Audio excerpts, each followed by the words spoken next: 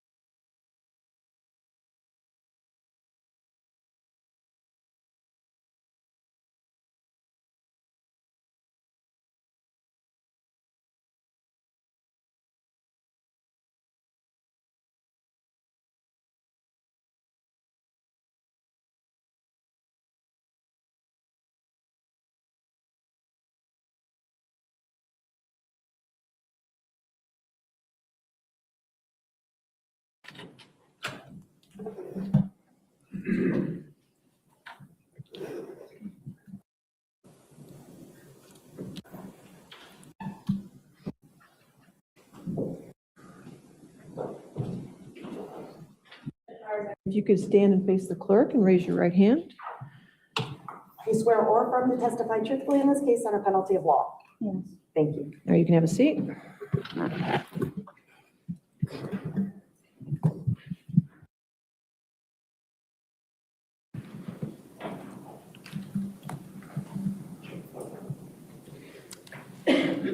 Good afternoon. Good afternoon. Could you please state and spell your name for the court record? Yes, Juliana, Juliana, Perez, Beres, Magalhaes, Magalhaes. And how old are you now, Juliana? 25. And do you know the defendant? Yes. What's his name? Chrstine Banfield, When did you meet him? back in October 2021, 22. When did you meet him? When did you meet him? Can you specify? Sorry. When did you first meet him? In person when I first came to the States, and before that, through a video call with the family. Okay. Do you recall what month or year that was? When I came to the States, Yes. it was October Do you know what year? 2021. Okay. And when you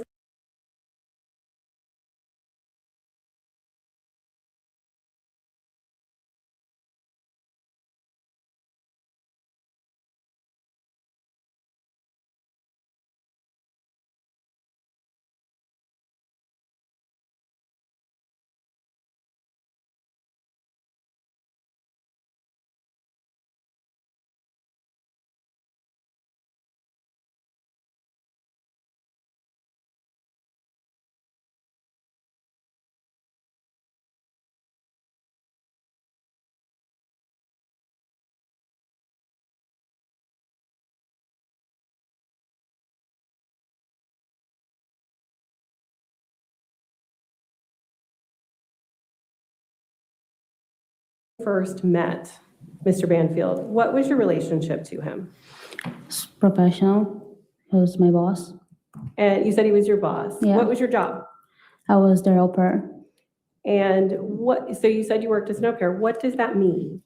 Au pair is like a nanny position, but somebody comes from another country, providing care for their kids, and in exchange they live with their family. And yeah.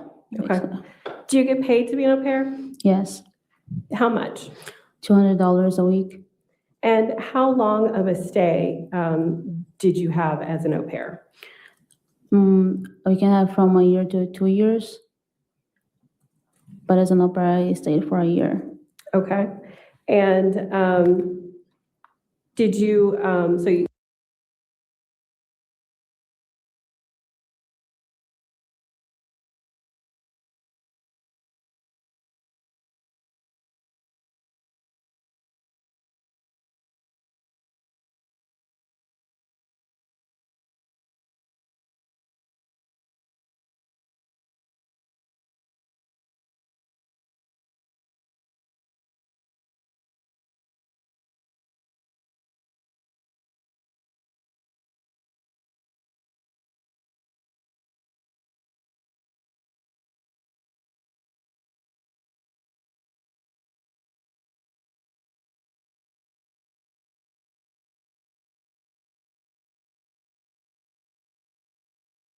so you said you arrived in October of 2021, and you Mhm. said you stayed for a year.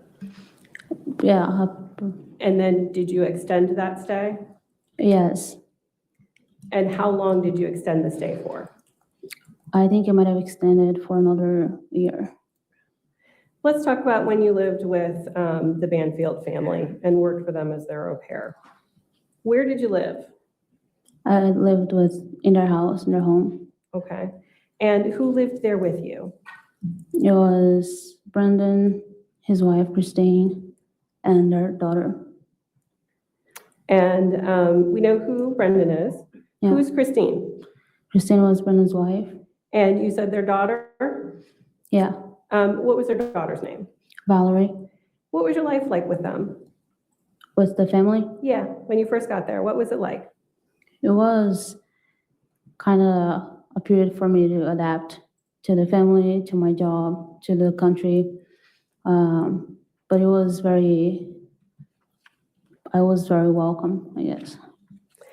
And what was Brendan like when you first came to live with the family and be their au pair? We barely spoke. Like, my relationship was mostly with Chrstine and Valerie. Brendan and I barely spoke at all. It was just, Okay. What was Chrstine like?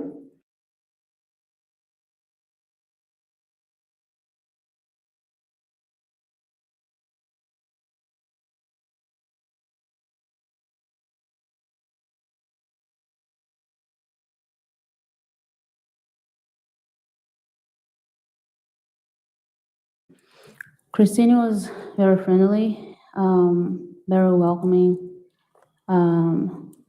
very fair.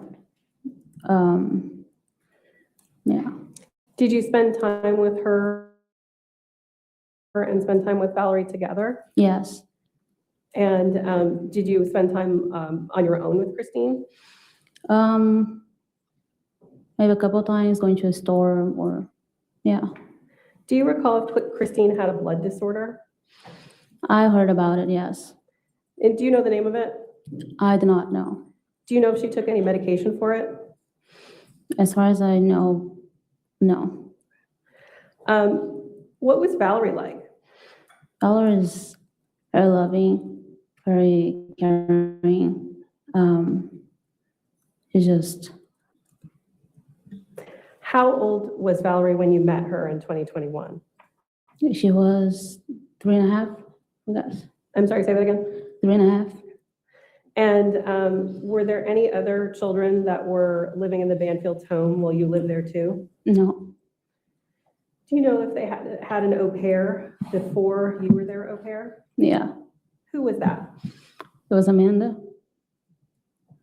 And when you began working for the Banfields, do you need a minute? When you began working for the Banfields, do you remember what their jobs were? Yeah, Do you know what their jobs were? man, Chrstine was RN, and Brenda was working, I guess, as an investigator for the IRS. At some point, while you were working for the Banfield family, did your relationship with the defendant change? Yes, How did it change? it became sexual, physical relationship. And do you recall when the relationship changed? It was August 2022. And did you keep the relationship, this new relationship with the defendant, did you keep this a secret? For my part, some of my friends, they knew because I told them, and I used to post on my Instagram. But for his part, yeah, it was a secret. Okay, you said you told some friends about it. Yeah, Do you remember which friends you told? I told Beatrice about it and Pamela. And did you take any photos of you and the defendant after you began a romantic or physical relationship? Yes, And you said you had posted some things to social media? yes. Okay. I am going to show you a couple of photos.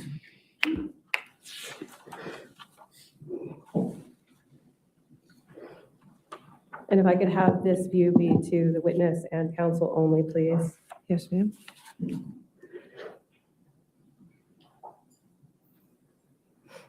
I'm going to show you Commonwealths 51, 52, 53, and 54. This is 51, 52, 53,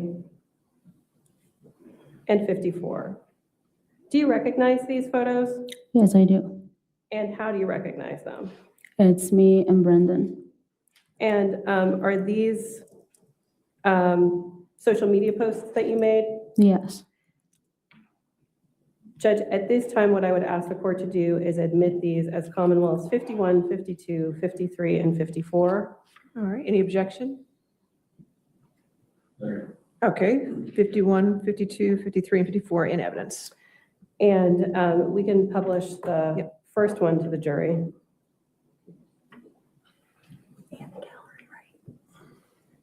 Can you tell us who's under the emoji here? It's Brendan. And then a couple of these have noise.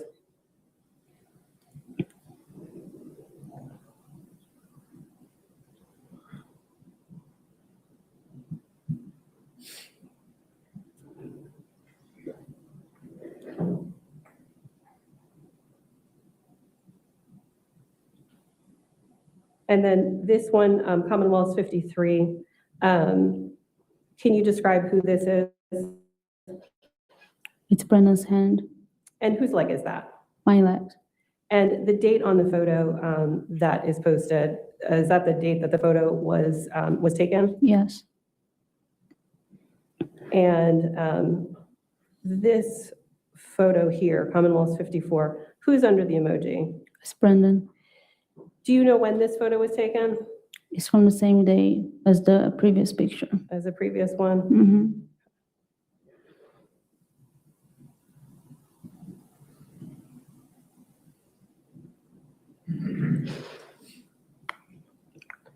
All right, I want to go back to 52. Really do this.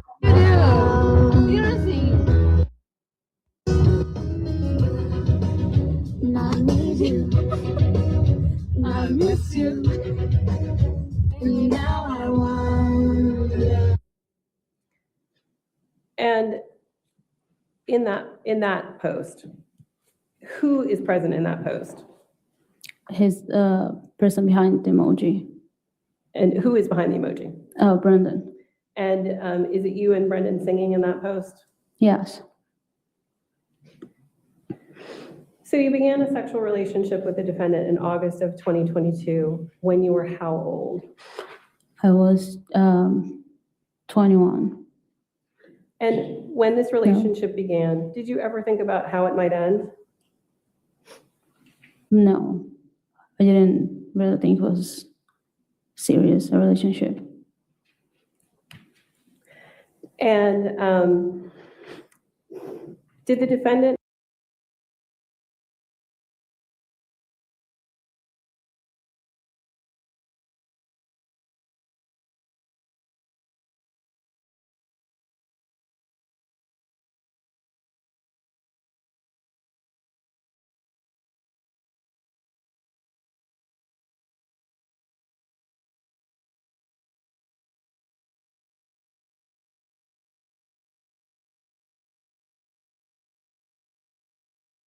Initially, not initially? yes, a relationship. Didn't really think it was serious, a relationship. And did the defendant ever talk with you about any long-term plans for the two of you? Not initially. Not initially. Did he ever, though? Yes, When did that talk start? I think it started after he talked about his plan. Okay. And did he ever talk about the two of you getting married or the two of you having children? Yes. And do you recall when that talk began? Also, after he mentioned his plan.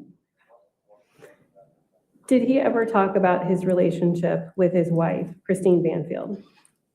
Sometimes it would come up in our conversation and he would talk about it. And what did he say? He used to say that she didn't seem to care about where he was, what he was doing. She didn't seem to care about him at all. And that she was helpless and just lazy. Do you recall when he said those things? When? Yes. Well, many times during our conversation when she came up. And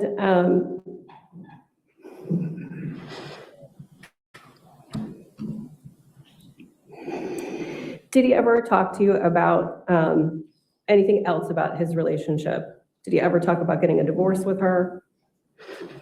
No, he basically said divorce was not an option. Did he say why? Money was involved. I'm sorry, say that again. Money. Okay. Anything else? Money was involved and Valerie's custody too.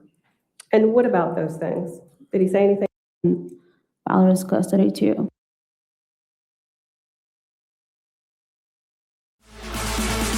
Welcome back to Legalese 1, 2, 3, where we are covering cases across America.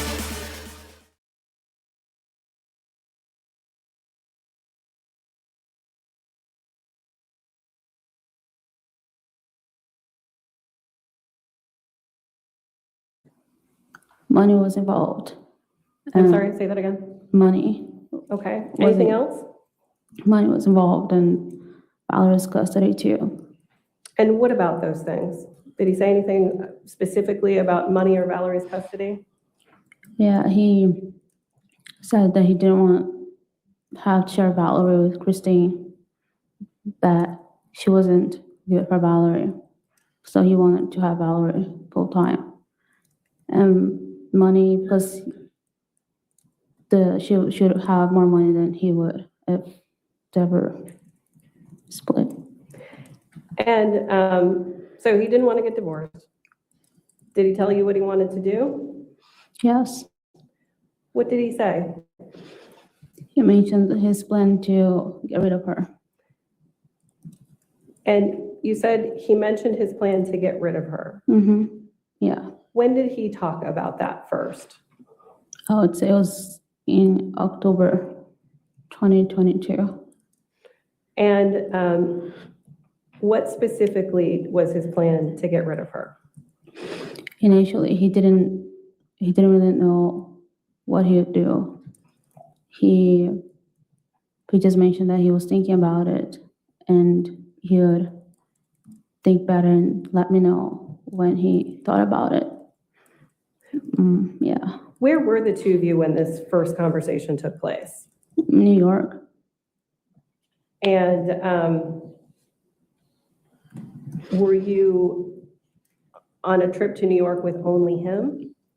It was him and Valerie. What did you think when he told you that? At first, I thought he was joking. Yeah, for me, it was a joke. And you said that you were in New York when that conversation happened. Yeah. Did the three of you return to Virginia after that trip? Yes, we did. And did he talk about this plan again after you returned? Yeah. And did he give you more information or more detail about what he intended to have happen? Yeah, he said he wasn't going to hire anybody because that is something that throughout investigation can be discovered easily. And that he had heard of a website called Fat Life. He's never done anything on the website, but he heard about it, and that's what he was going to do. And did he tell you anything more about the plan at this point? At that point, not really. He was still thinking about it. And at the end of October of 2022, did you visit a shooting range? Yes. And did anyone come with you? Brendan. The first time that you went to the shooting range, do you recall signing any paperwork? Yes.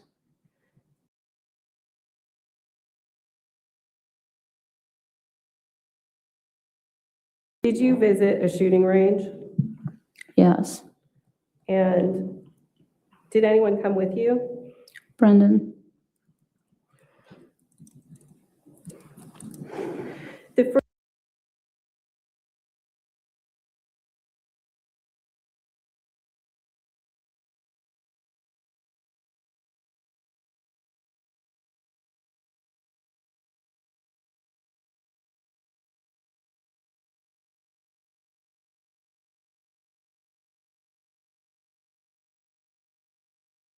first time that you went to the shooting range, do you recall signing any paperwork? Yes. Judge, at this point,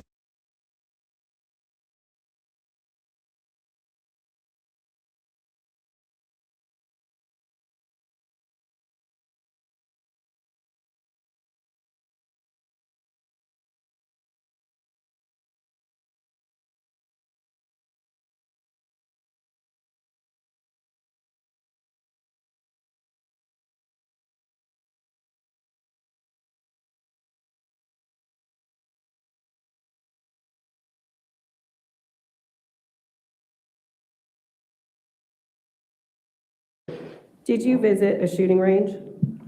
Yes. And did anyone come with you? Brendan. The first time that you went to the shooting range, do you recall signing any paperwork? Yes. Judge, at this point, I'm going to display a photograph. I would ask for the display to be to the witness and counsel only. Yes, ma'am.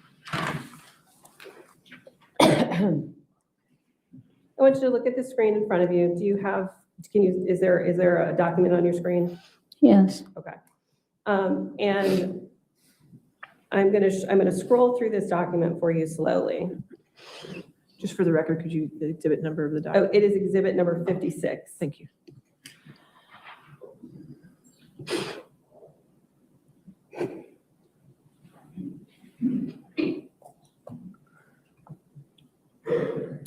Do you recognize this exhibit? Yes. And how do you recognize it? It's the waiver you have to sign when you first go to the shooting range. And did you sign this? Yeah. Is that your signature there on page 6? Yes. Judge, at this point, I'm going to ask to admit this as Commonwealth's 56 and allow for it to be published to the jury. Any objection? All right, 56 in evidence and published. And I'm going to just bring it back up to the top so that the jury can see it. Do you recall the date on the form? Yeah, October 29, 2022. And on that date, do you recall shooting a firearm? Yes. Do you remember if it was a handgun or a long gun? It was a handgun. And was the defendant with you while you were firing the handgun on that day? Yes. Did you ever go back to the firing range again? Eventually, we did. Do you remember when you went back to the firing range? I'd say back in December. And did you practice firing a firearm on that December visit? Yes. And again, what kind of firearm? Do you recall if it was a handgun or a long gun? It's a handgun. And was anyone with you when you returned to the firing range in December? It's Brendan. Judge, at this point, I'm going to ask for the view of Commonwealth 56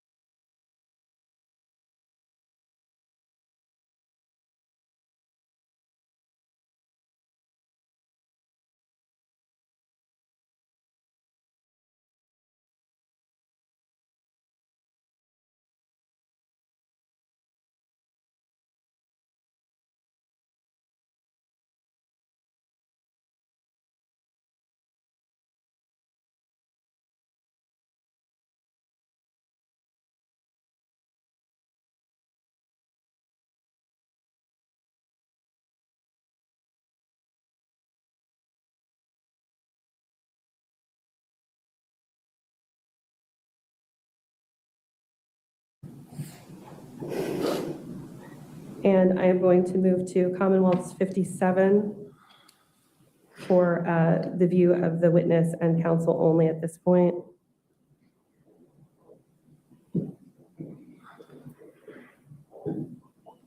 Do you see a photograph on your screen?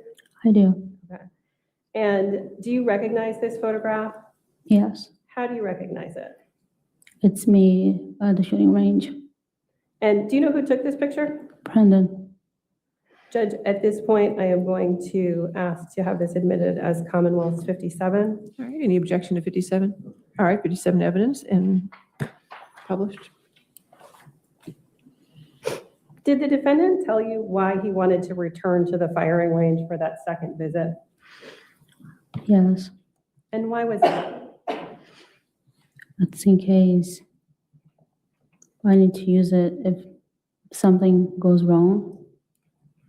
And what would go wrong? What was he concerned about going wrong? Had he told you more of his plan at this point? At that point specifically, I can't really recall. But he told you that he wanted you at the firing range because you needed, in case something went wrong. Yes. Is that right? Yes. After the December visit to the shooting range, what, if any, additional steps did the defendant take to move his plan forward? It was in January when he created the account website. Okay. So were you present when he created the FetLife account? Yes.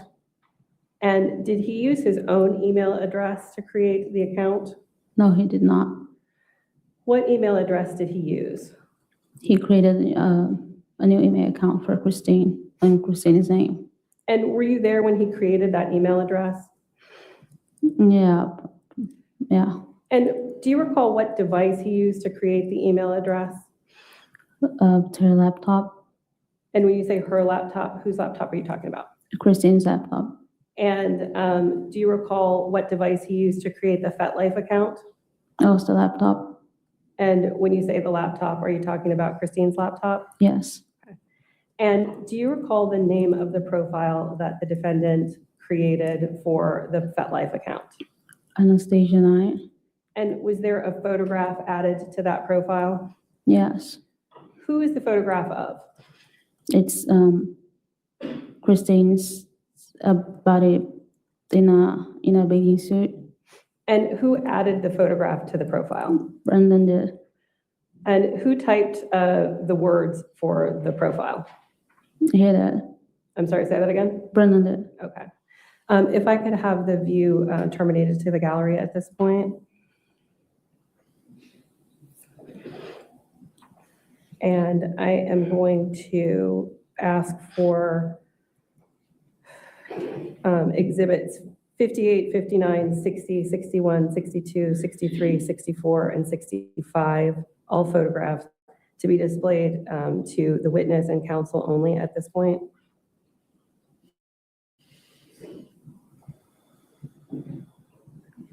I'm going to show you a series of screenshots, and then I'm going to ask you about them. So this is 58, 59,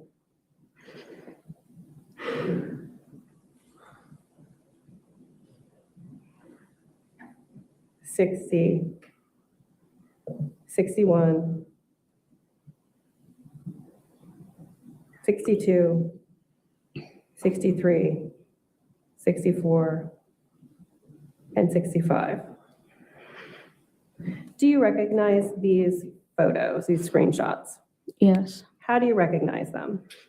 It was the FetLife account.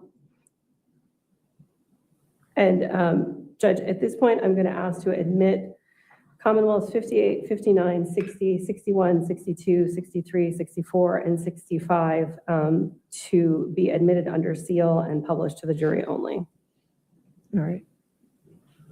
No objection. All right, 59, 60, 61, 62, 63, 64, 65, admitted under seal.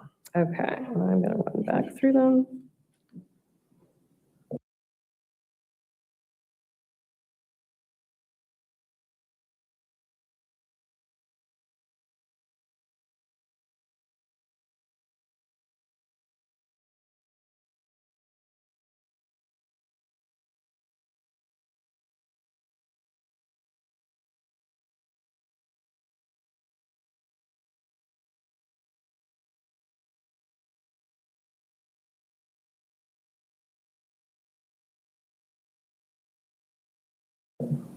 58. Okay.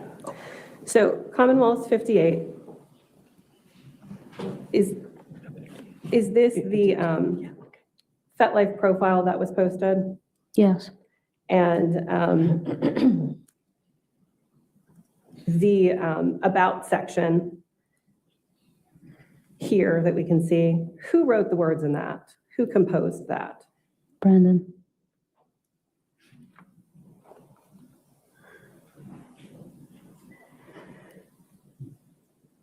And then in 59, Commonwealth 59,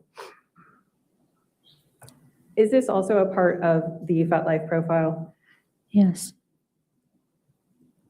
And then Commonwealth 60, is this the photograph that was used as the profile photo for the FetLife yes, profile?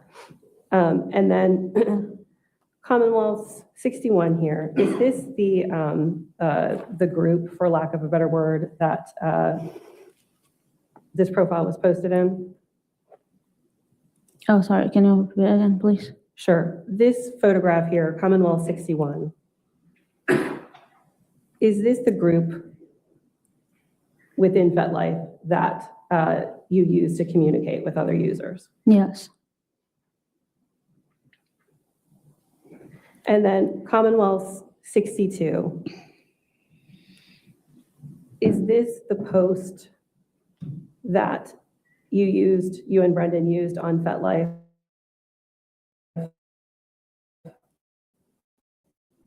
Objection, Mr. Leading. Okay, Okay. Understood. all right. I'll Take- sustain the objection. Take a look at Commonwealth 62. Can you describe for us what it is? it's a post made on a profile And what website was this posted on? of FetLife. And what was the reason for posting it? There was what the account was first created, I guess, and to tell people what she was looking for. And whose idea was it to post this? Hmm? Whose idea was it to post this? Brendan.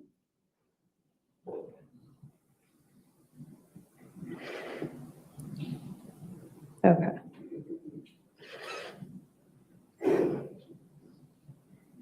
We can terminate this view at this point. How did you and Brendan, how did you use the laptop? How did the two of you use her laptop without her knowing about it? There was, because every time she used to get home from work, she used to throw her backpack by the door, and in the backpack was her laptop and her work stuff. And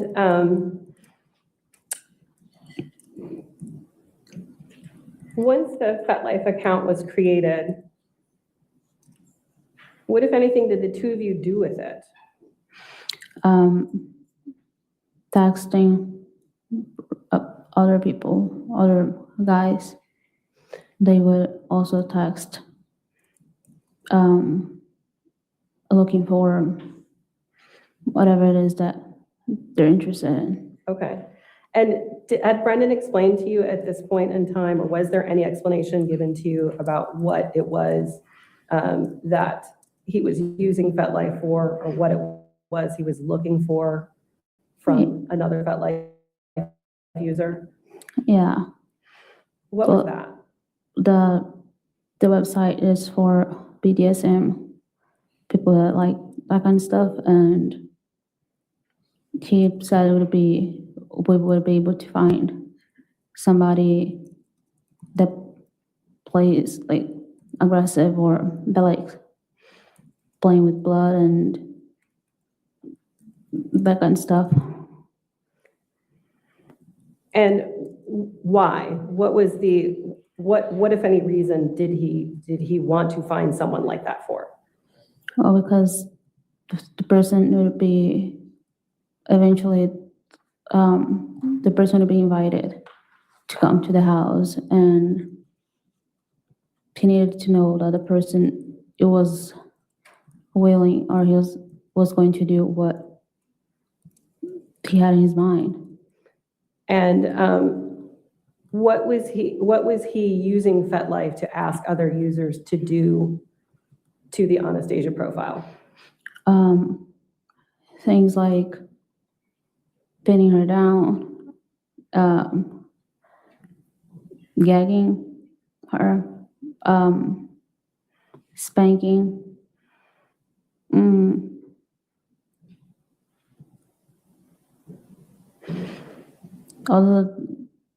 Yeah. And when the two of you used FetLife to message other people, who would do the typing? Were you typing? Was Brendan typing? To talk to other people? Yes. You asked. Sometimes it would be him, sometimes it would be me by his instruction when he was with me. And were the two of you typically together while you were using FetLife to message other people? Yes. And was Chrstine home or not home when the two of you used FetLife? She was home. Always? Yes. Why? Because he always mentioned for us to make sure to log in on the account when she was also home. So it would have, throughout the investigation, it would have been very clear that, like, whenever she was using the profile, she was home, and yeah. And you said because during the investigation. Why would there be an investigation? Well, he always thought, like, in advance, he knew how the investigation would go. Like, he always knew, and yeah.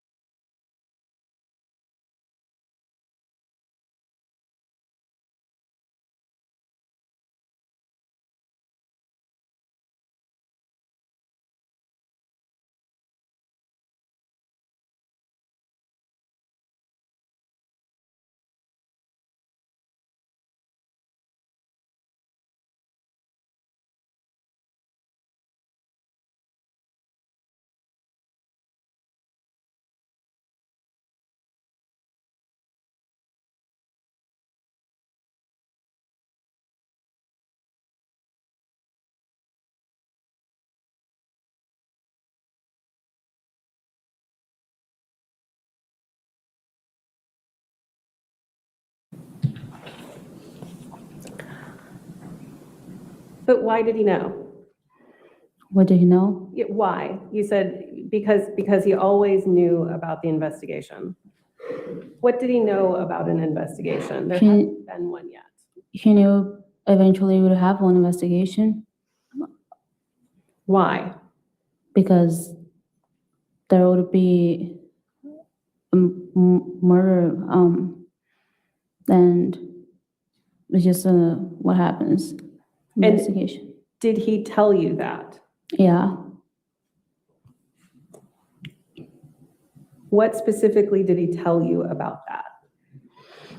Well, he knew that we needed to have some alibis. He knew that he needed to change his routine a few weeks prior, so it wouldn't be odd that he wasn't, just at McDonald's on that day specifically. Okay. I am going to show you a couple of items one at a time.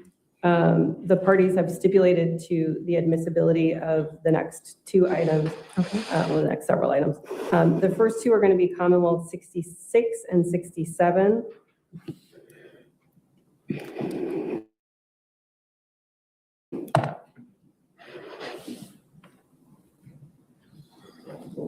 And Judge, Commonwealth 66, I'm going to ask to have published to the jury and counsel only, and I'm going to ask that these be under seal. 66 and 67? Yes. There's an agreement to admissibility, is that correct, Mr. Kara?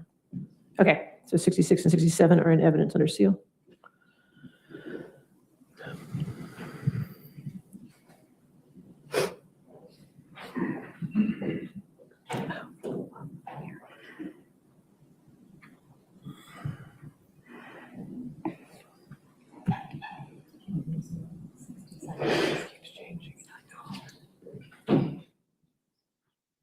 Say that again. Let me see. Yep.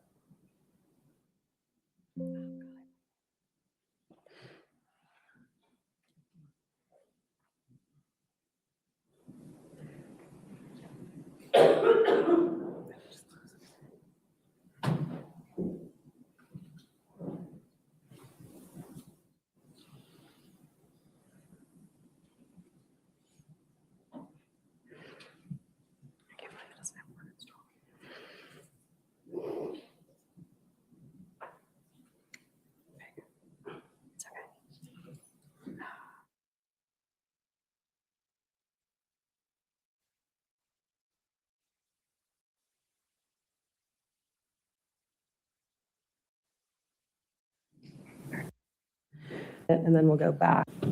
Having a couple of technical difficulties, so I'm going to move on for a minute, and then we'll go back to 66 and 67. Did you and the defendant ever travel out of town together? Yes, Where did you go? to Winchester, Virginia. Do you recall when that was? When? When? Not exact date, no. Do you know if it was before or after that the defendant created the FetLife profile?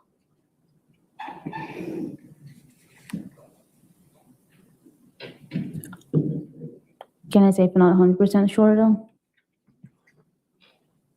You don't recall? No. Okay. How did you arrange to go to Winchester together? He was going for an overnight stay in a hotel for his job. Okay, And go ahead. and he took his car, his work car, and I took the white car, his to drive. And when the two of you were in Winchester, was there ever any posting on FetLife at that time? No, And why would that have been? because like I said before, that he always made sure to, What's your objection, Mr. Carroll? Your microphone, I can't, it's very hard to hear you. What's your legal objection? Legal objection. She's asked and answered that she didn't do any posting. And so Asked and any answered. further question? I'm sorry, I missed that. He said asked and answered. I don't think I asked her if any of them posted on FetLife while they were Okay, out of town in Winchester. Okay, I'll overrule the objection. Go ahead. Sorry. Did either of you post on FetLife or message anyone on FetLife while the two of you were in Winchester? no, And why is that? because we would only post when we were home and she was home at the same time. Okay. And were there any other things that the two of you did to make it look like Chrstine was the one messaging in FetLife?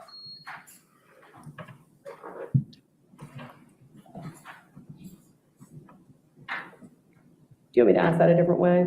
Yes, please. Did the two of you ever message people or post on FetLife when Chrstine was home and only one of you was home? Yes, And whose idea was that? Brendan. And did he say why? Yes, And why was that? because again, when he talked about the investigation we would have at some point, he pointed out that the police would have access to where our phones pin, and so we wouldn't be able to accuse him of doing that, because sometimes she would be doing it, posting and messaging, and she would be home and he wouldn't be home, and other times I wouldn't be home, and so there would be no way to actually prove it, and that's the alibis he talked about. Can you recall any specific instances of how it would have worked for one of you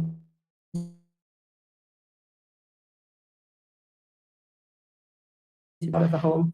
Happened when both of us went to the gym, and he would tell me to leave earlier and go home so I'd get home before him, and for me to log in the account and text people, talk to people. And other times he would tell me to hang in the gym behind, and he would leave earlier, so he would be the one logging in and talking to people. Okay. And the gym that you're talking about, do you recall which gym that was? Yeah, Lifetime. And did the two of you, and do you know which location?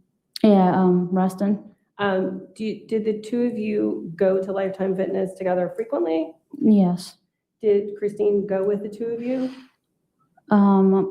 It was just maybe a couple times, but nothing. It was normally Rana and I. Okay. I'm going to go back to Commonwealth 66 and 67 at this point. If we could see 66. You can publish from the table, please. Just give us a second.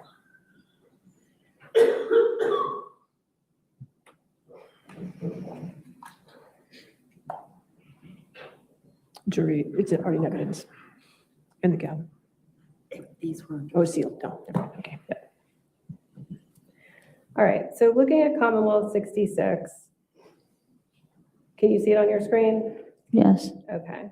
And then at the top of your screen, there's a column that's titled User ID. Do you see that? Yes. Okay. The user ID identified as Anastasia 9. Okay. Who wrote the messages from Anastasia 9? Not that specific message, but just in general. Who is the person or persons who are writing the messages from Anastasia 9? It's either me or Brendan. And the other user IDs that we see that are largely numbers in this view, are those messages that are received by you and the defendant using the Anastasia 9 profile? Yes. Okay. So I'm going to ask for us to scroll forward a little bit to location number 367 or cell 367.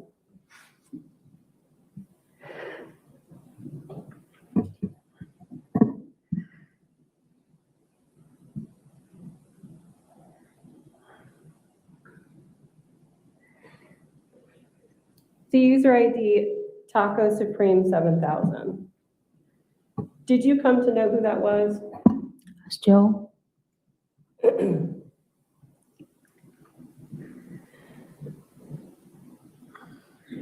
And now if we could switch to Commonwealth 67.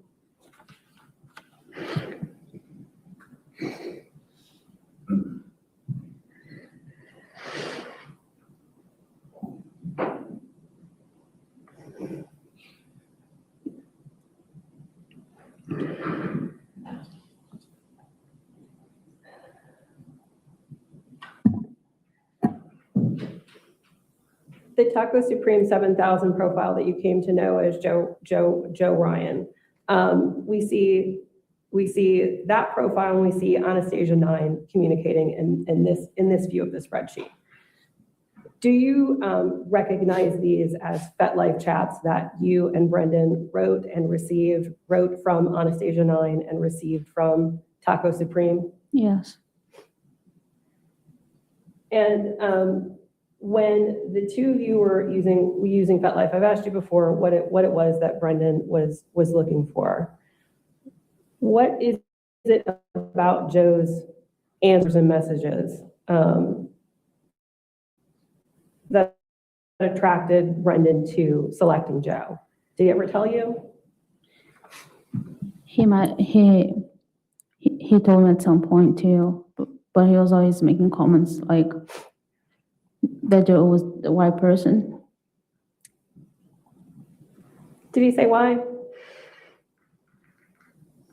Because he seemed to be like the person who would do the things that Brendan needed the person to do. Okay. And I'm now going to ask you to look at Commonwealth's 68, 69, 70, 71, and 72, one at a time. Can you go back to that numbers? Go back to that. Yeah. You're still connected. They're the same. Okay. And Judge, let's look at 68 first. We're just getting back to the podium. Hold on. Okay. Oh, I'm sorry, Your Honor. I do think these are all Excel spreadsheets. that Okay, do you want to stay with me? Yeah, Thank you. we're having trouble with Excel from this computer. Okay. So first, if we could look at 68 from the witness and counsel views only. And again, Your Honor, the parties have stipulated to the FetLife chats. So I believe that all of these exhibits can be admitted, but I'd ask that they be admitted under seal. 68, 69, 70? 68, 69, 70, 71, and 72. Okay. Is that correct, Mr. Carroll? Do you need to see them all? She said you've already agreed to not the miscibility, but just to the foundation. These are the same exhibits that were provided to council last weekend. They're, But if you could go through them, do you want me to go through these to make sure? Okay. You need to see them, is that what you? Okay, I'm sorry, just if you have your microphone. Fine, and I need. Yes.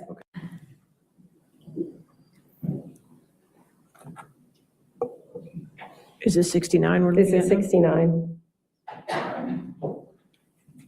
No objection. All right, no objection, 69 under seal.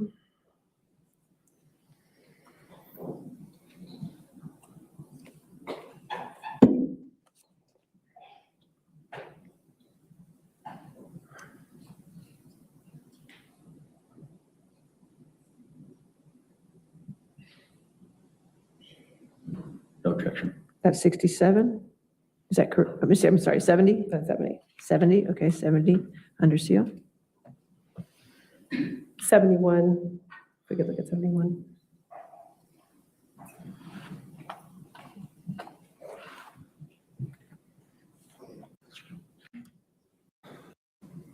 Seal. Okay, thank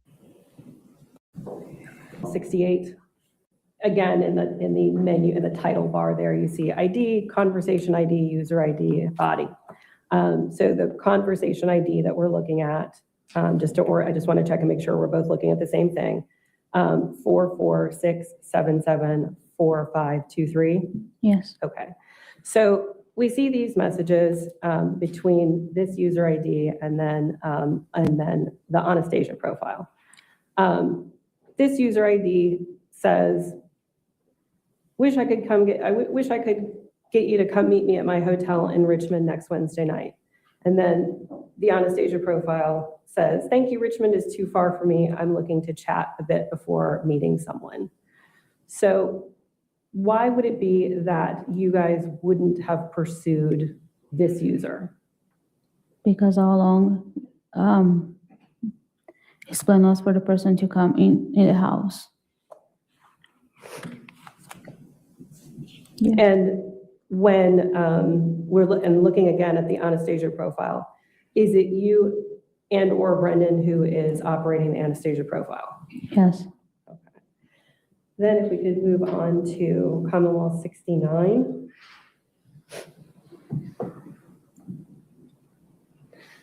So just making sure that we're looking at the same thing on the screen. I'm looking at conversation 447868690. Yes. All right, okay. So this person is looking for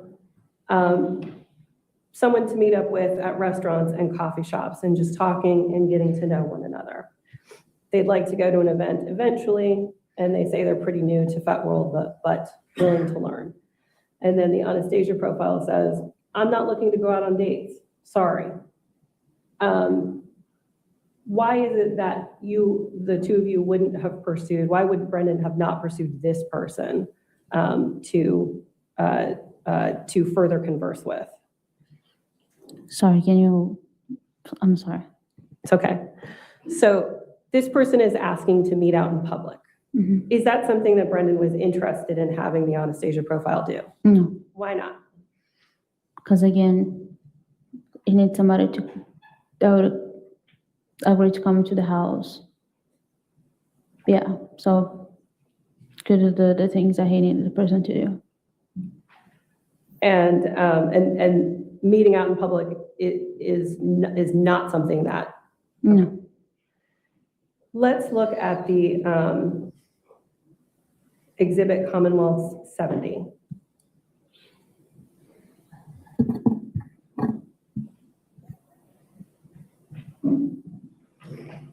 Where do you want to go?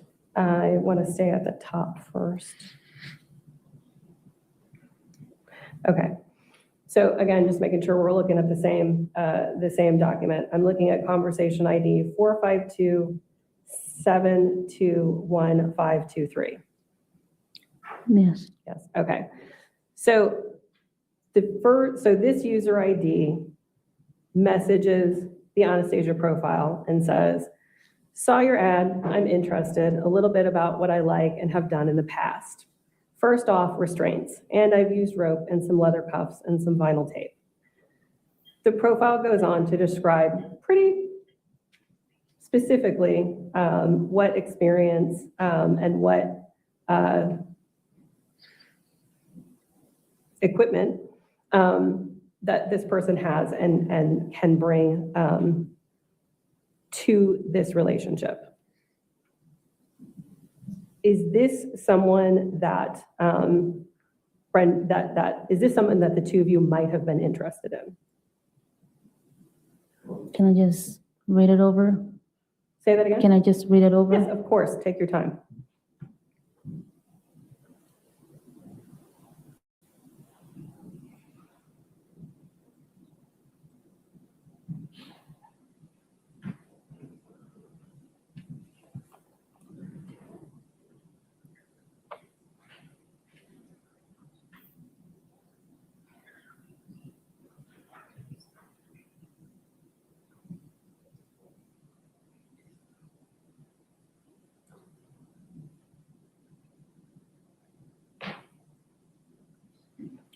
Yes. And if you could scroll down a little bit. So this conversation looks like it went on for a little bit longer than the past two conversations. Is that fair? Yes. Okay. And then if you look at cell number 931,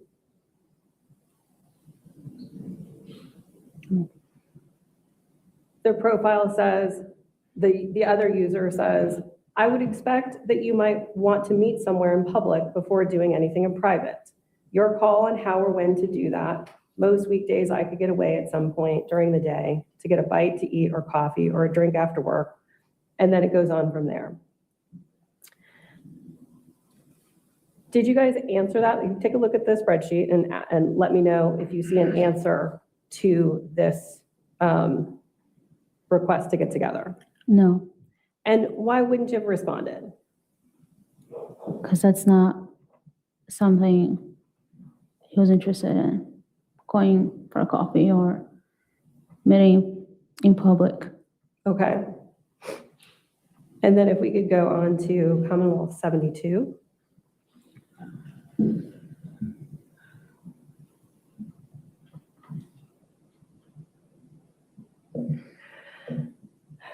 And then if we can move down to cell number 571.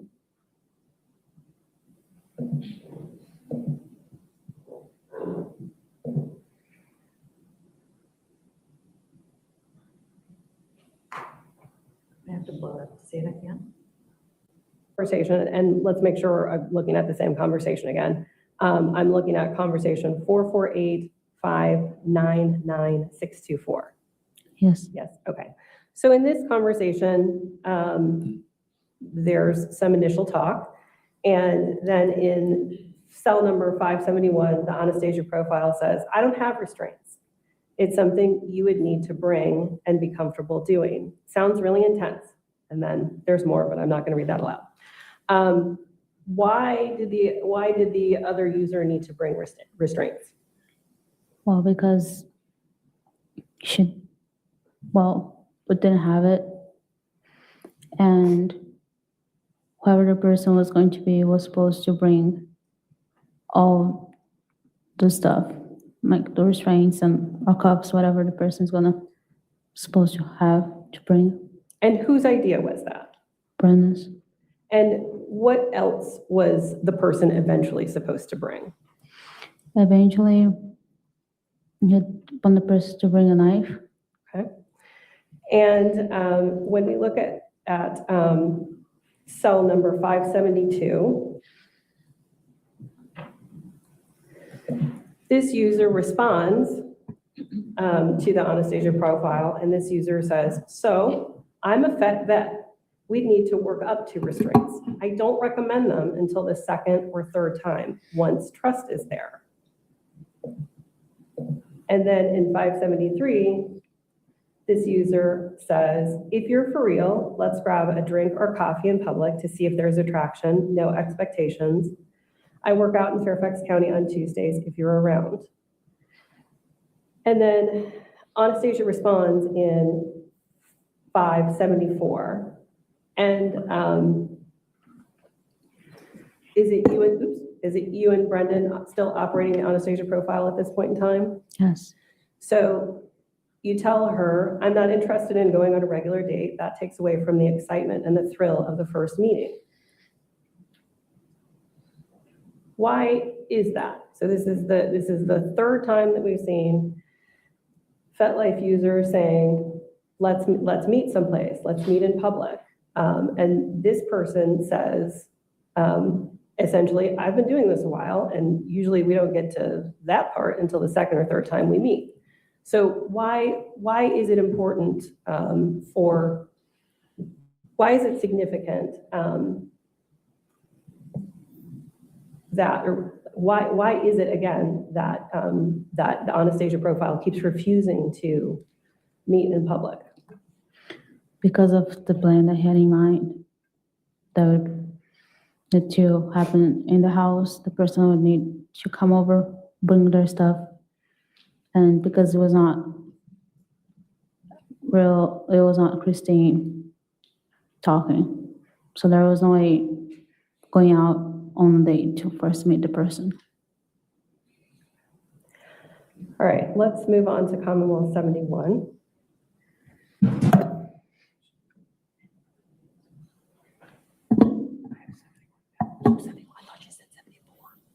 71, correct? Yes. Okay. Okay.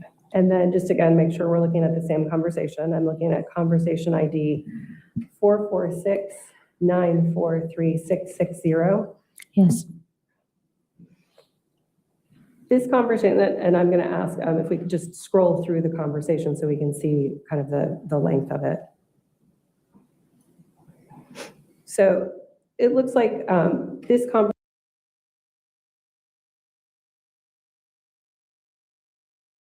if we could just scroll through the conversation so we can see kind of the length of it. So it looks like this conversation is longer to me. Does it look longer to you? Yes. And if we could look at cell 145.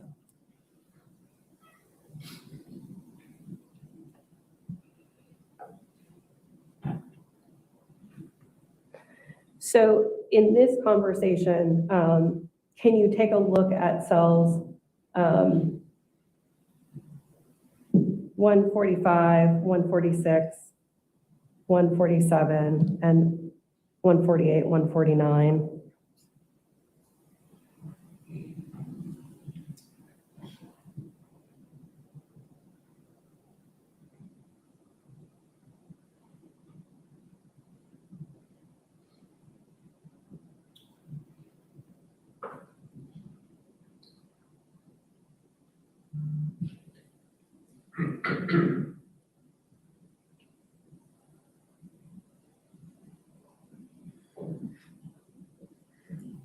Right. And so this user is still expressing, this is a new user, this is a different user, and this user is expressing discomfort at coming to someone else's house. This user says, I mean, I'm more than fine to play that role, just not at someone else's house where your husband could come home at any time. And then the Anastasia profile, which again, is that you and Brendan as the Anastasia profile? Yes. And so you tell this user that he works a set schedule and that she works a rotating schedule, and childcare responsibilities make it harder to plan around, and that they're only comfortable at my house and feel best about being there and recovering and relaxing at home afterwards. Again, the Anastasia profile, you and Brendan are saying, we don't want to come outside of our house. And is this for the same reason? Yes. And then this user in cell number 143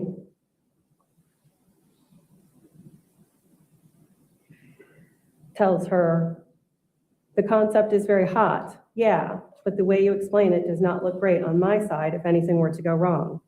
Basically, going into your home uninvited, tying you up and taking advantage of you. Is that what the intent was? To have someone come in Yes. and to behave in the manner? I'm sorry, I'm just going to object to the leading nature All right, of these leading. questions. It's been, I'll sustain this meeting. I'll move on. Did you and Brendan ever agree to meet a FetLife user in public? No. Did you ever agree to meet another FetLife user at a hotel No. or at another user's home or work? No. And so ultimately, out of all the users in the Commonwealth 67 and the few conversations that we've explored, Joe Ryan was selected. Yes. Who chose Joe? Brendan. And did he say why he picked Joe after interacting with him on FetLife? It was mostly because he made Brendan feel confident enough that he would be the person to play the role they needed the person to play, which means being aggressive and hold her down and come over to the house and bring stuff and all that, yeah. And did you and the defendant ever use any other form of communication with Joe Ryan? Yes. And what form of communication was that? It was a telegram. And were you present when the Telegram account was created? Yes. Who created the Telegram account? Brendan. And how did he do that?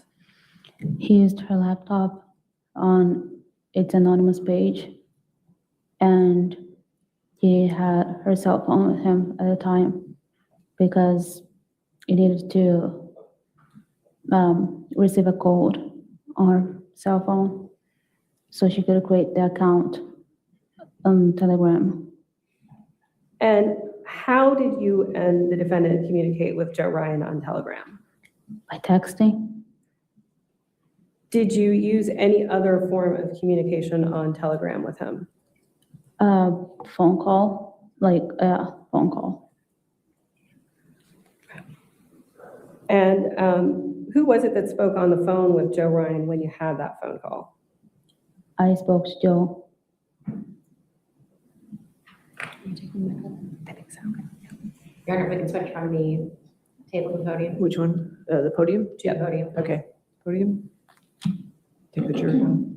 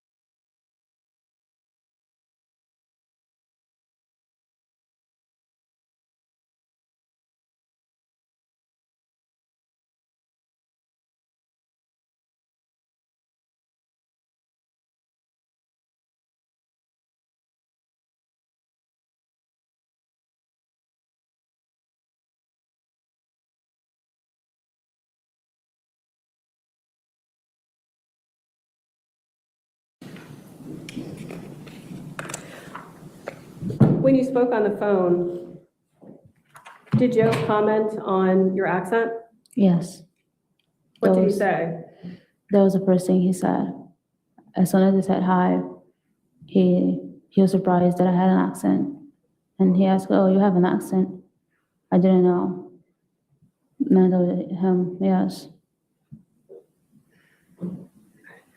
Now I'm going to show you Commonwealth 73, and I would ask for this to be displayed to counsel and witness only. And if I could have the court's indulgence for just one moment. Sure. Something on E3 has been stipulated, admissibility has been stipulated by the parties. All right, yes, sir. Okay, that's true. Okay, so 73 in evidence. Thank you. Yep, and so we could publish that to the jury. Okay.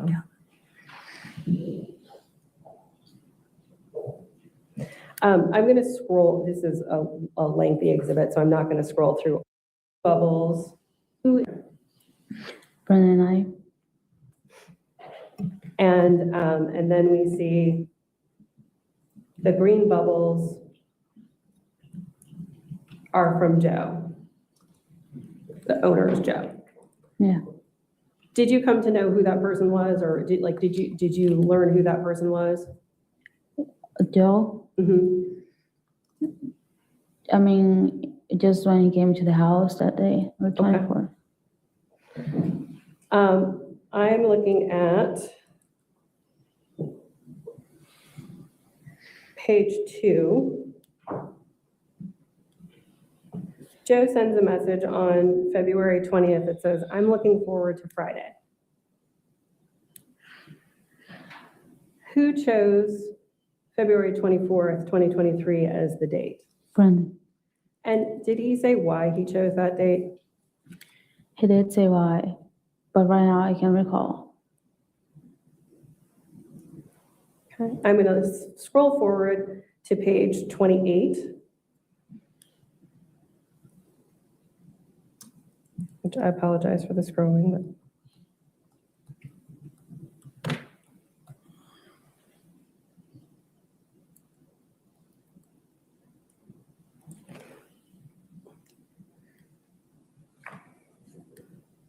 there is a photograph in one of Joe's posts that I'm going to try to blow up here. Take a look at the photograph. Do you see it in front of you? Yes, Did Brendan see that photograph? He did. And did he make any comments on that photograph? Yeah. What did he say? That that was not the knife he was expecting the person to bring. When he asked about the knife, he was expecting a pointy knife. That would be easier.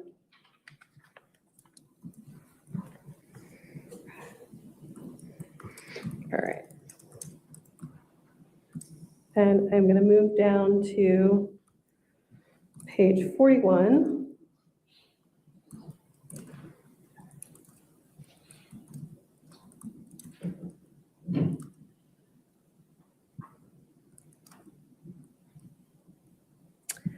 On page 41, we see the Anastasia profile. Again, is that still you and Brendan? Yes. Okay. And the Anastasia profile says, oh, I forgot to tell you, I do have a dog. She's very nice, but she will be in the basement. Who sent that message? Brendan?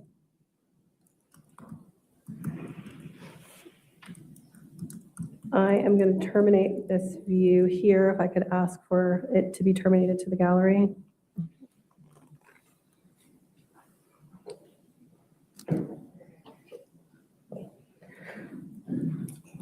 Before February 24th, 2023, the day of, did the defendant ask you to do other things to get ready?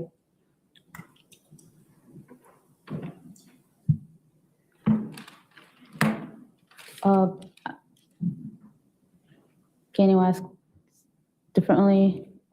Sure. Did you keep the same cell phone that you initially obtained when you came to the US? No. Can you tell me about your cell phone in relation to the date of February 24th, 2023? Yeah, a few days prior, Brendan told us to trade in our phones. Okay. And did you do that? Yes.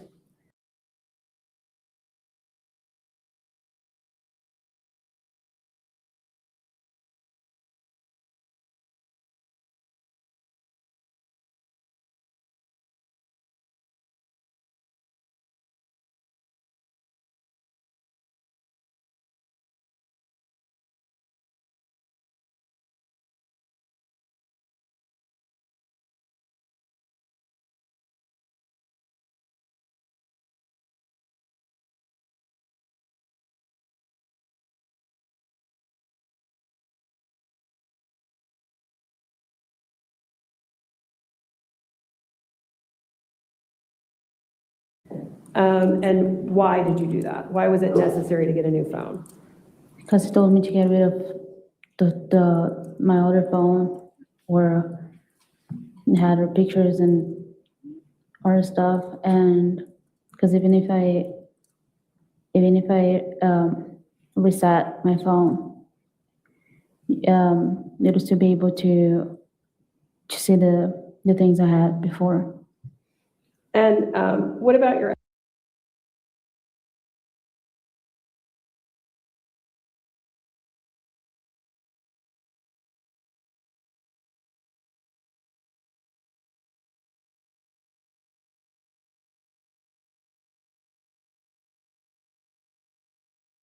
Apple ID? Did you keep the same Apple ID? No.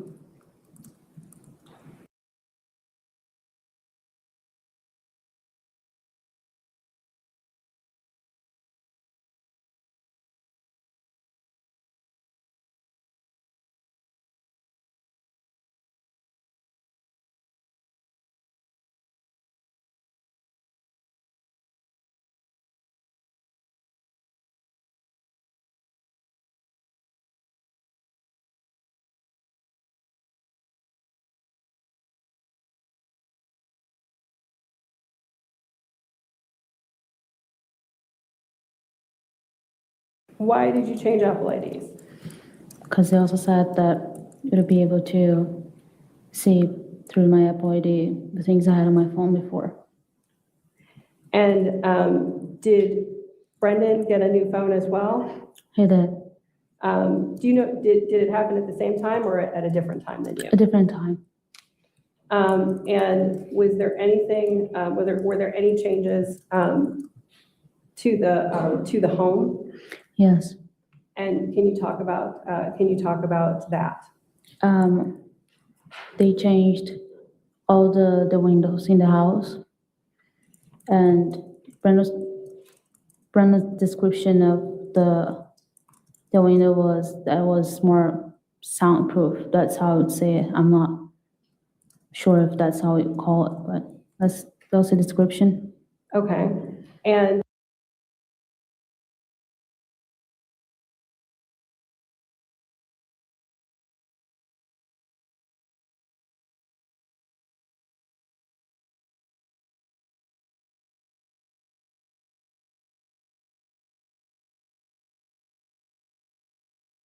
what, if anything, did he have you do with regard to that? After they changed all the windows in the house, he told me for us to test, and he had told me to go up to the master bedroom, and he would be outside in the driveway, and he told me for me to scream from the master bedroom to see if he could hear anything from the driveway, but I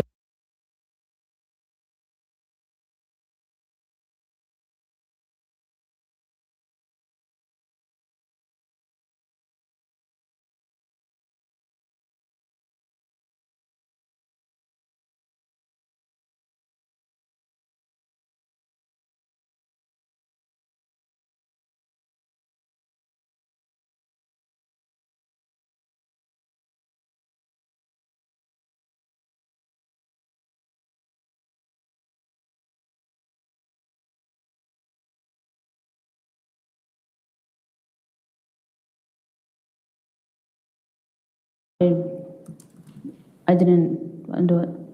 Okay. Did you do anything different instead? Instead, he told me so I could go out in the driveway, and he would go up to the master bedroom, and he would be the one screaming, and I would just tell him whether or not I heard anything, and also from the backyard, because the back of the house had trail and neighbors, and he will make sure people wouldn't hear from there. And did you do that? I was out to see if I could hear him, yes, And could you? barely. And then where did you usually park your car? My car I would park normally in the driveway. Other times I'd park by the mailbox in the cul-de-sac. And did you park it somewhere else in preparation for February 24th, 2023? Yeah, the night before I parked in the cul-de-sac. Why did you do that? Brendan told me to do so because maybe Joe would come around to see what he was getting himself into, and or maybe in the morning, and then he would see a different car, and it would scare him away, and yeah.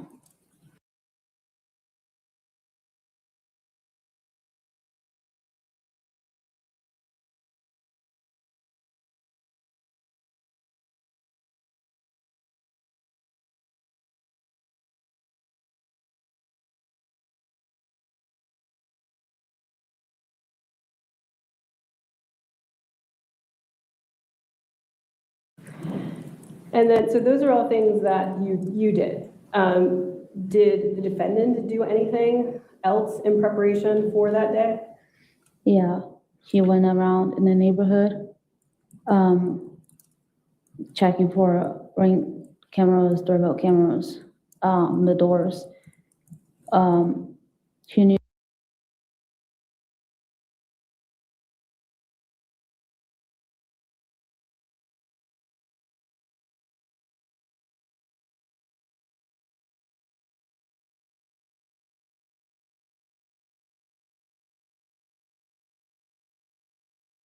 that our neighbor, she didn't have cameras, and our neighbor to our left. And our neighbor John in front of us also didn't have cameras, but he was checking for other neighbors. And also changing his routine so the day that happened, he wouldn't be odd that he was at McDonald's like 6 minutes away. So he started leaving the house earlier to go to work, and he would stop by somewhere else to eat breakfast or something. And yeah, and so that he wouldn't be odd. Okay. How did the defendant know that Chrstine would be out of the home on that morning? She was Or, I'm supposed, sorry, how did the defendant know that Chrstine would be at home that morning? yeah, she was scheduled to work that Friday morning, and he had told me that he would talk to her out of it to like change. And so instead of going to work on that morning, she should be off and she would be at home. And what was the plan for you and Valerie to be out of the house?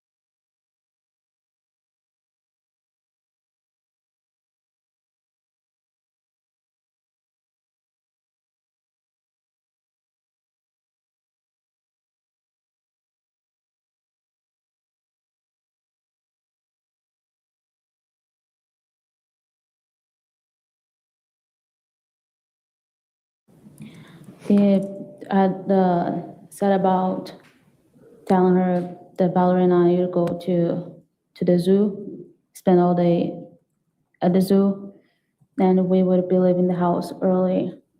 And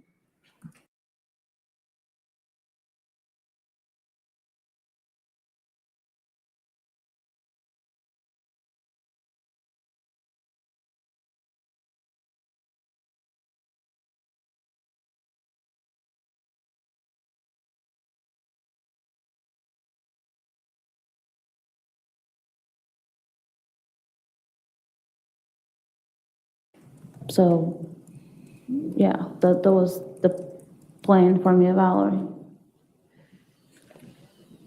When did you tell her about the plan? I told her it was a few days prior to, but I told her in person because he didn't want any messages where I would be asking, telling her about it. So the conversation I had with her was in person a few days prior. And you said the conversation was in person, and why? I couldn't hear you. Yeah. Oh, you couldn't hear? Yeah, why was the conversation in person? So you don't have you don't be me requesting, telling her that we're going, asking to go, and yeah, so he wanted things in person. And who wanted things in person? Brendan. Okay. Was there really an au pairs trip planned for the zoo that morning? There was not.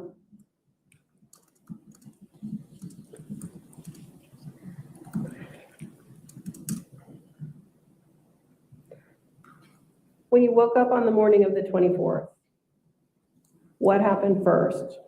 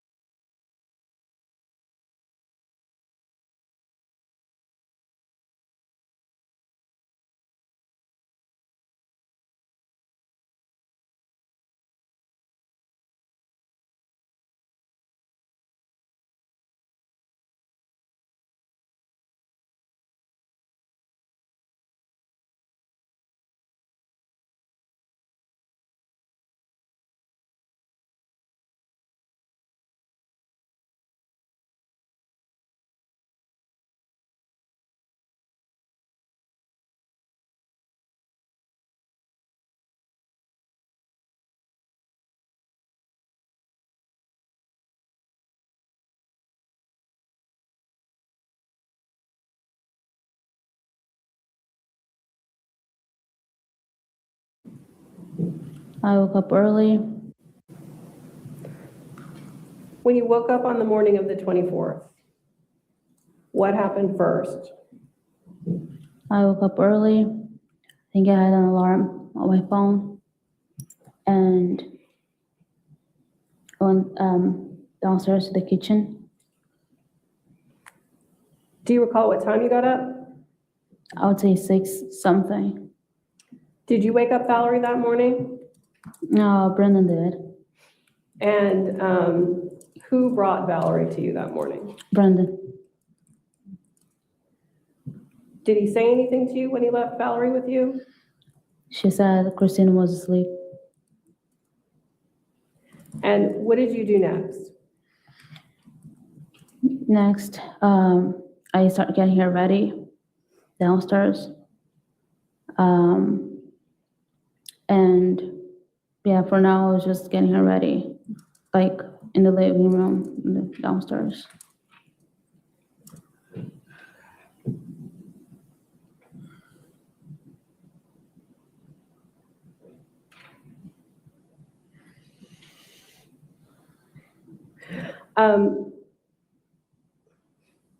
Did you or Brendan text Joe that morning?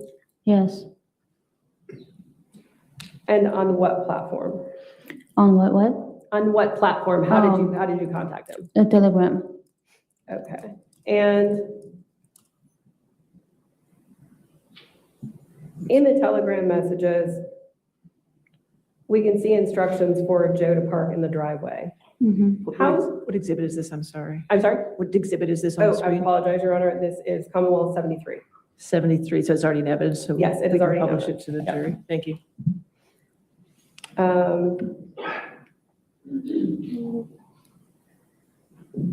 apologize, I don't know exactly on what page.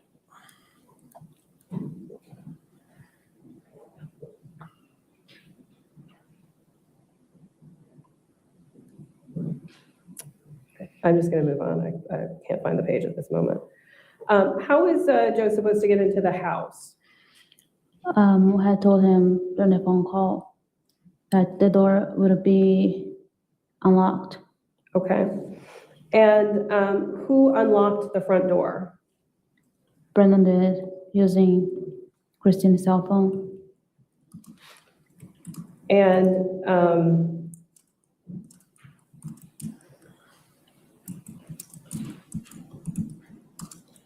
I'm going to show you, I could have the view to be to counsel and the witness only at this point.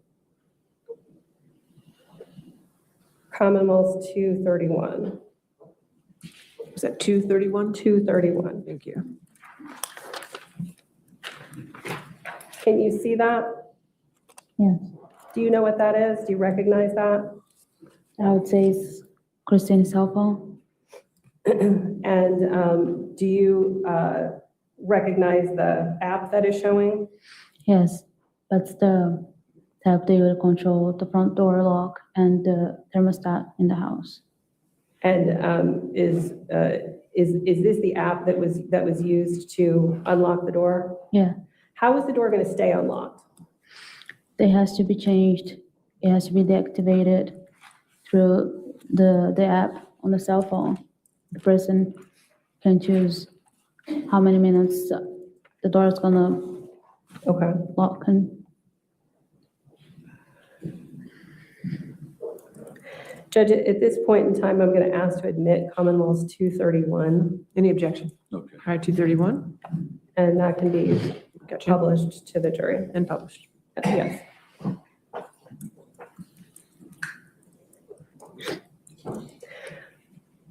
What did Brendan do with the phone, if anything, after he made sure that the door would stay unlocked? he deactivated the door lock on her phone and he turned it off and hid the phone in the drawer in the bar area we have, like in the kitchen. And at this point, we can terminate the view. All right.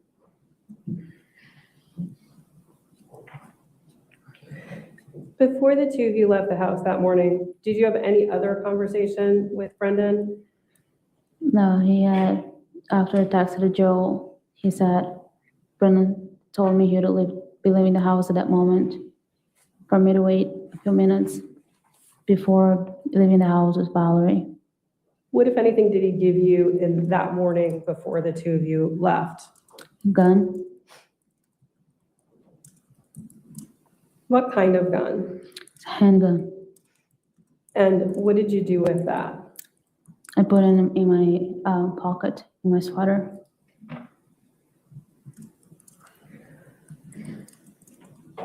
Who was it that left the house first?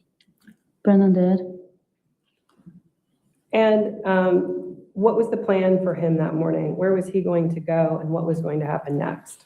He was going to stay, he was going to go to the McDonald's, which is, say 5-6 minutes away from our house by the clock tower. And he would stay there until whenever I called him. And what were you supposed to do? I was supposed to stay in the car with Valerie to put something on her iPad or to watch. And as soon as I saw Juliana pulling up the driveway, I was supposed to give Chrstine a call, but her phone would be off and it would go to voicemail. And I was supposed to call him right away and tell him there was somebody strange coming to the house, and that I was scared. And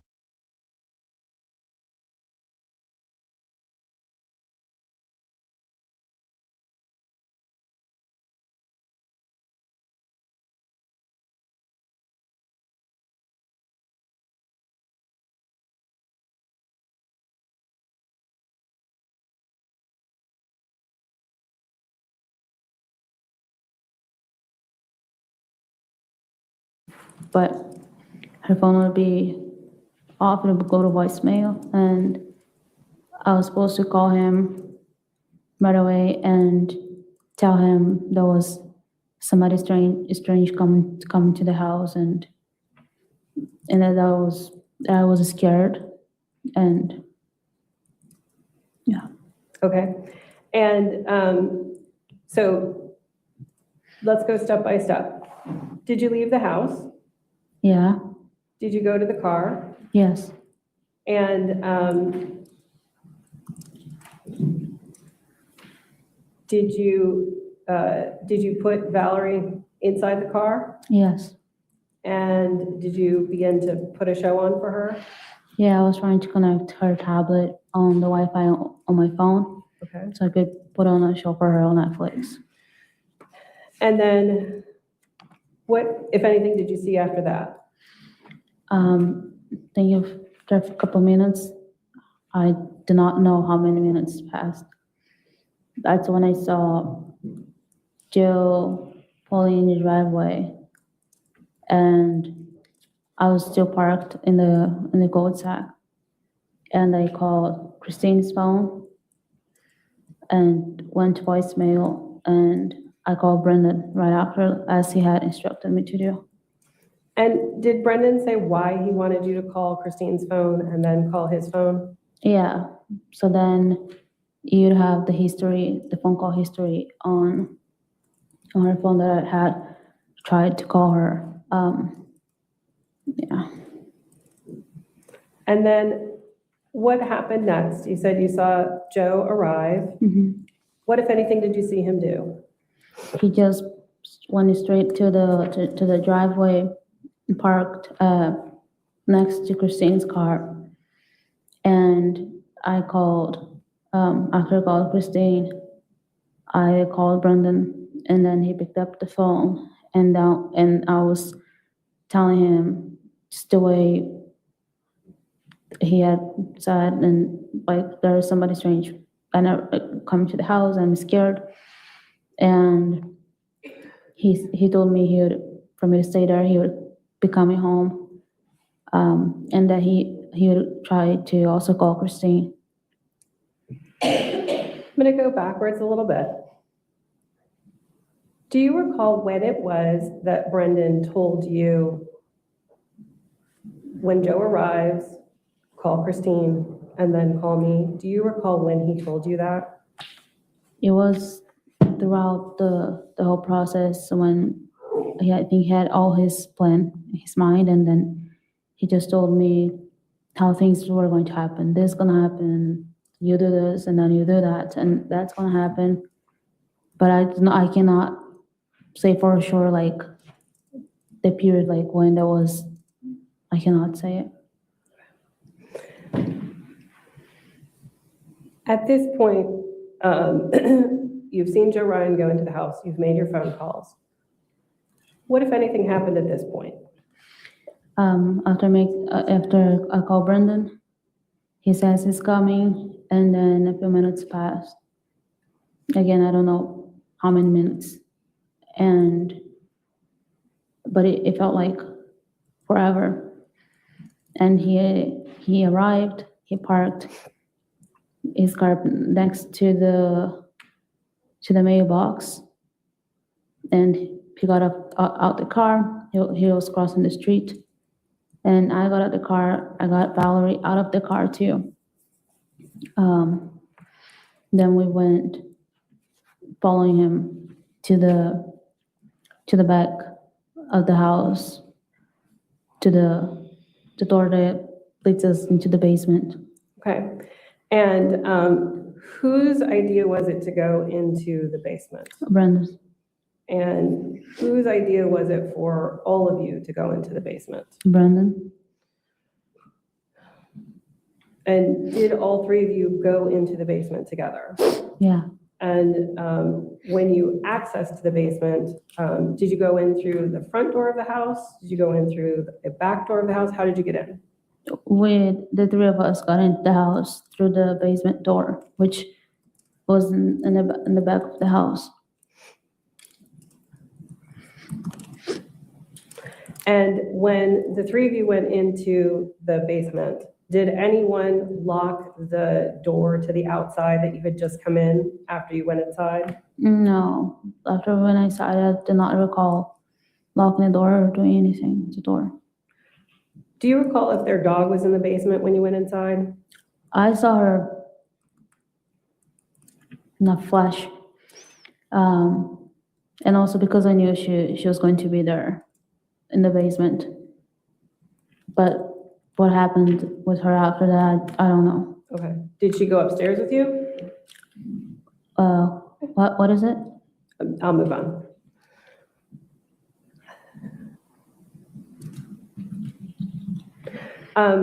So is Valerie still with you at this point in time while you're in the basement? Yes. Okay.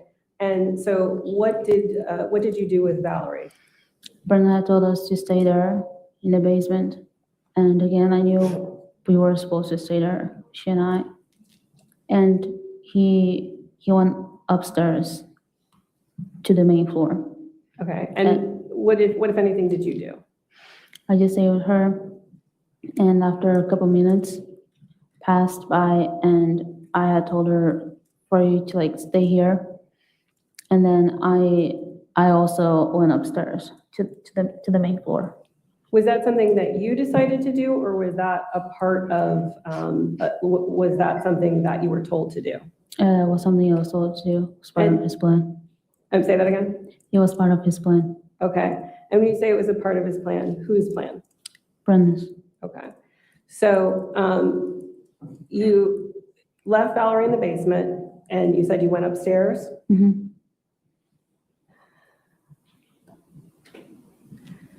When you got to the main level, did you or Brendan lock the door at the top of the basement stairs? I do not recall doing that. And what, if anything, did you do next? When I got to the main floor, Brendan was standing at the bottom of the stairs that lead us upstairs. And he was just listening. Then he gestured to me like for me to wait, just listen to the sound. And the sound was like slapping. That's his owner slapping somebody. That's the sound we could hear. And what, if anything, happened after that? I think we were listening to that sound for a few seconds, and he took his gun out, and because I also had the gun with me, I just did the same, and he proceeded to go upstairs, and I just followed him upstairs to the master bedroom. Who opened the bedroom door? Brendan? Did you go inside the bedroom? Yes. And what did you see when you went inside the bedroom? When we first get into the bedroom, I could see that the bed we have in the master bedroom was kind of tall. And so from my point of view, all I could see was like Joe. At the moment I knew it was Joe, like on top of Chrstine, in a way, on this pipe holding her down. And that was my first view as soon as I get into the bedroom. Were you able to see Chrstine at all at that point? At that point, no. Did anyone say anything when the two of you went into the bedroom? Yeah, when I got to the bedroom, Brendan said, he yelled, police officer. And Christine's first reaction, that was the first time I heard she say anything at that point. And she yelled back at Brendan saying, Brendan, he has a knife. And yeah, that's when Brendan first shot Joe.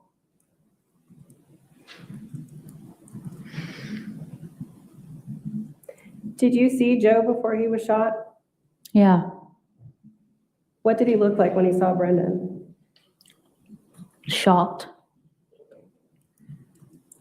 After Brendan shot Joe, did anyone say anything? If anyone said anything, Yeah, did anyone say anything in the room at that point?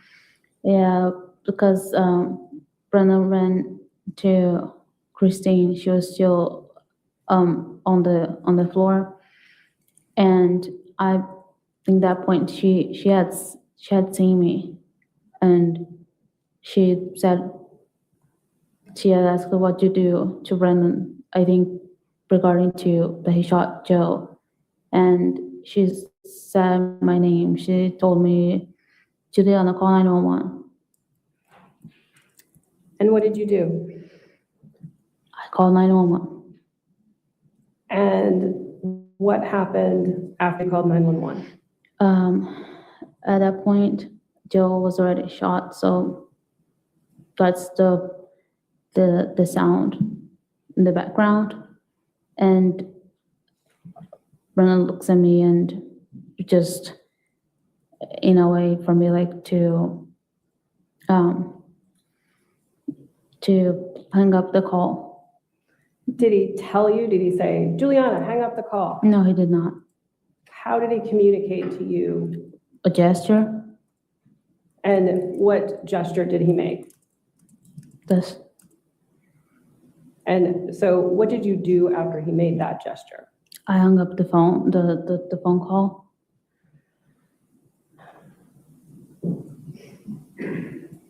What, if anything, happened next?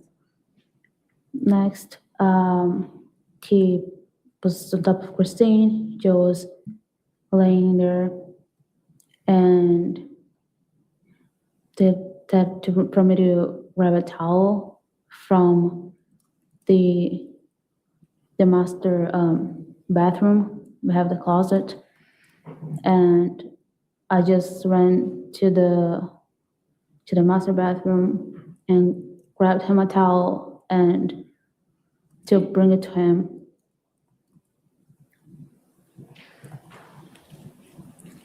And at this point in time, could you see Chrstine? Yes. What did you see Brendan do next?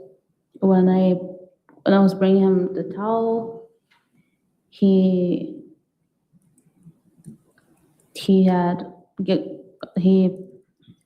got on top of her, and that's when I first saw him stab her with a knife. Where on her body was he stabbing her? Her neck.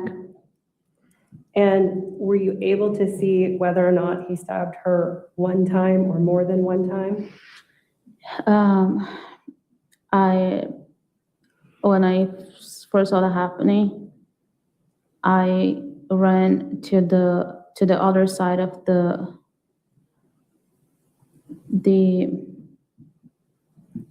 bed, and I was just crouching down on myself and covering my ears and covering my eyes. And a few times I looked, and I was able to see him stabbing her, and he would stab, and other times he would hold the knife in a position how that was.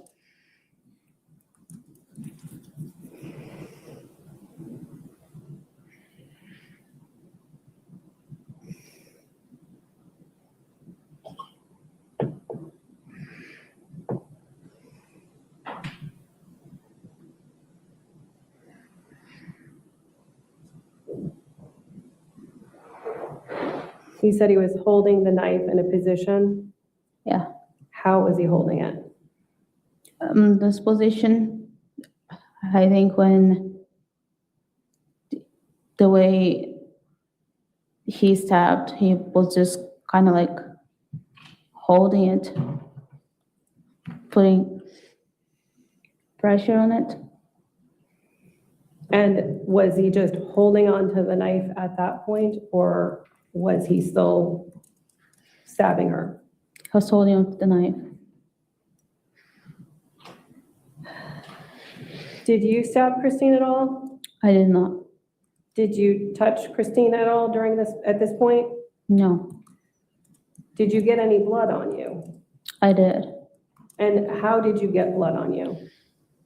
The blood on my hands, I remember, because at some point when he was stabbing her, I was kneeling, like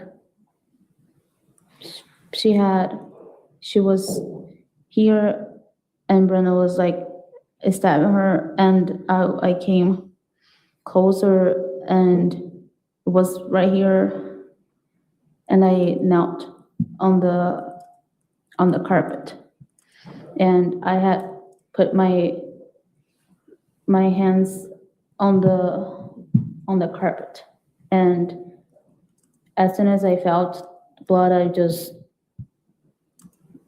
removed my hands from the carpet. Why? What did the blood feel like? It was warm.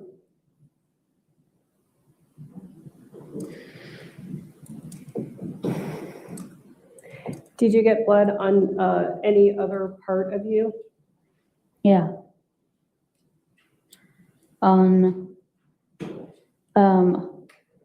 It was on my shoes, but also on my socks.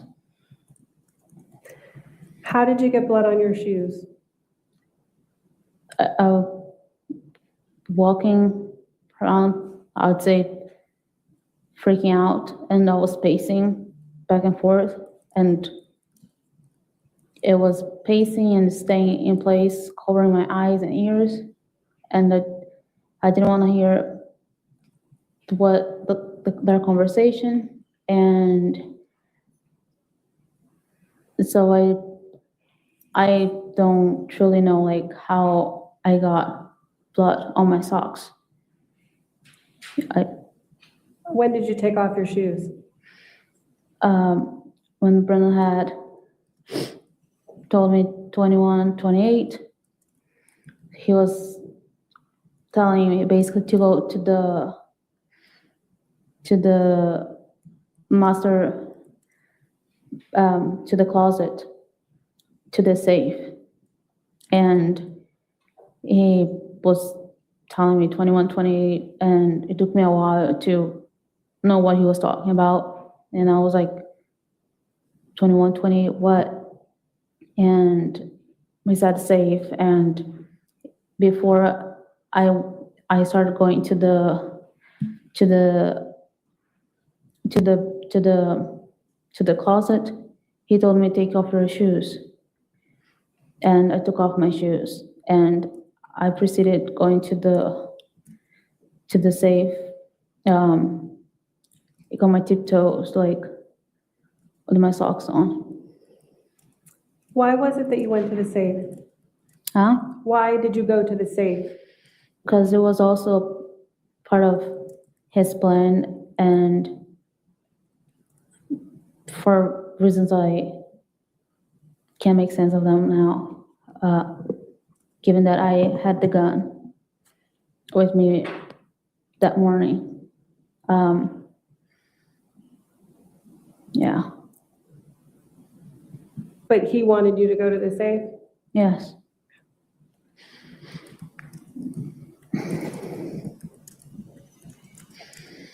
Okay, I'm going to show you a series of photographs at this point. And they are going to be Commonwealth 74, 75, 76, 77, and 78. And if I could have them displayed to the witness and counsel only, please. Okay.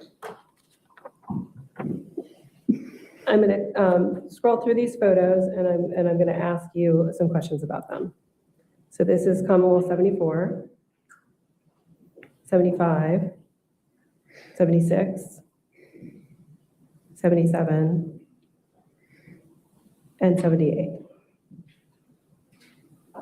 Do you recognize these photos? Yes. And how do you recognize them? These photos were taken at the police headquarters on the date that happened. And the last picture, it's a picture of my shoes and my socks. And the photos that show us 74, 75, 76, and 77, are those a true and accurate depiction of the clothing that you were wearing that day? Yes. And is 78 a true and accurate depiction of the shoes and socks that you were wearing that day? Yeah.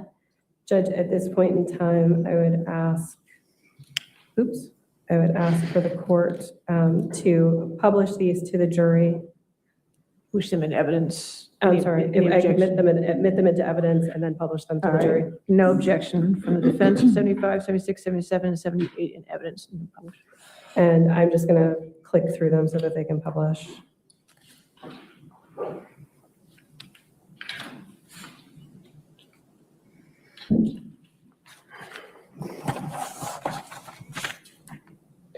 And we can terminate that view, please. Okay.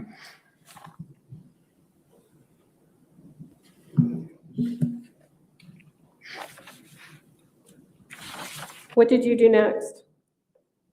I'm sorry. Oh, What did you do next? After 21, 28, you went to the safe, came back. What did you do at that point? at that point, that's when I stand in front of the dresser and the TV, and I'm telling Brendan that Joe is moving. He was moving, and Brendan, he doesn't have any reaction to that whatsoever. And I just start telling him, he's moving, he's behind you, and that's when I fired the shot too. That's when could you say that again? I fired And when you say you fired what? a gun The gun that was where? in my, that I had in my pocket, the handgun. You fired what? A gun The gun that was where? in my, that I had in my pocket, the handgun. Did you hit anyone? Yes, Who'd you hit? Joe.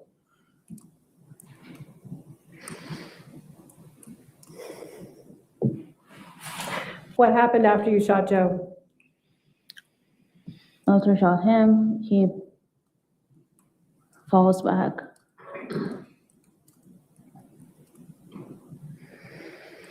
And Did you see Brendan touch Joe's body after you shot him? touching, no. Did you see him interacting with Joe or Chrstine after you shot Joe? Well, he was still stabbed in Chrstine, and he got her blood in a handful of blood, and he starts dripping on Joe's body. Did you ever call 911 again? Yes, Why did you call 911 again? I called 911 again when he told me Brendan told me he was ready for me to call. And when you made that call, do you recall what you said? I think I do not remember everything he said. I remember saying that I guess a friend of mine was being stabbed and somebody was shot, and I couldn't talk the rest of the call. So Brendan took the lead, and he was the one talking to the responder on the phone call. Did the police arrive that day after you called 911? They did. What did you do when the police arrived? The person on the phone, the 911, she told me to not hang up on the phone and go make sure the front door is open. And so I went downstairs to make sure the door was open. And that's when they were already like at the door at that point. And that day, on the day that the murders took place, did you speak to the police that day? Yes. I think the first time I spoke to the police was in the driveway, and they took Valerie and I to the police headquarters. Did you talk to the police when you got to headquarters? Yes. And did you tell the detectives that you spoke with that day about the things that you testified to here today? Though what I told the detectives that day, it was the version Brendan had told me. If I was ever to talk to a lawyer, or this is ever going to happen, like this is what happened. The version I told the detectives that day, and that I eventually also told his lawyer the same version. Ms. Bristler, is this a good break point for the day? Yes. Possibly? Yes. All right, you want to check with, Judge, if I could have 1 moment. yes.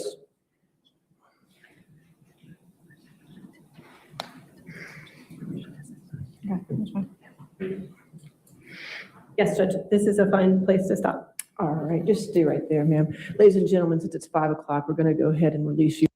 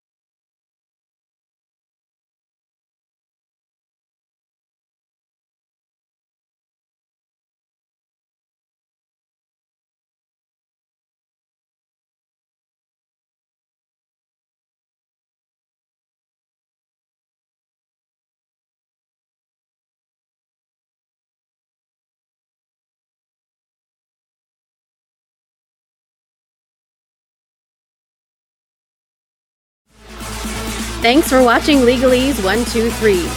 If you like what you saw, please like and subscribe for more content.